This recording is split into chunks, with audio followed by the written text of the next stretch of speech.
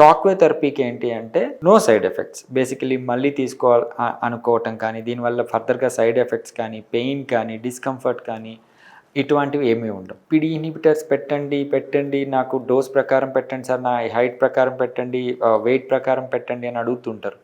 Basically young పిల్లల్లో usually మనం inhibitors వాడటం వల్ల వాళ్ళు అడిక్షన్‌కి వెళ్ళిపోవటము, ఫర్దర్‌గా ఇది యూజ్ చేసుకోకపోతే ఎరెక్షన్స్ రాకపోవడం ఉంటాయి. పిడి ఇన్హిబిటర్స్ ఎరెక్టైల్ డిస్‌ఫంక్షన్ కంటే మనం ఈవెన్ సింపుల్‌గా అడిగినా వేసుకోవచ్చు, కానీ I don't recommend it directly. Minimum clinician దగ్గరకు వచ్చి వాళ్ళకి అసలు అవసరం ఉందా లేదా చూసుకొని వాడాల్సొస్తుంది. సో, ఇవి ఏం చేస్తాయంటే బేసిక్‌గా అంగంలోని రక్తనాళాలను వ్యాకోచింపజేస్తాయి. అంటే ఈ టాబ్లెట్ వేసుకున్నప్పుడు మాత్రమే అంగస్తంభన వస్తుంది. తర్వాత ఏమవుతుందంటే అంగం లావవుతుంది గానీ టాబ్లెట్ పవర్ ఉన్నంత వరకు. తర్వాత ఫర్మ్‌గా తయారు కాదు. అంటే ఎరెక్షన్స్ యూజువల్లీ సెక్షువల్ యాక్ట్‌కి పోయేంత ఫర్మ్‌నెస్ రాదు. అంటే యోనిలోకి పెట్టాల్సినంత గట్టిగా పడదు.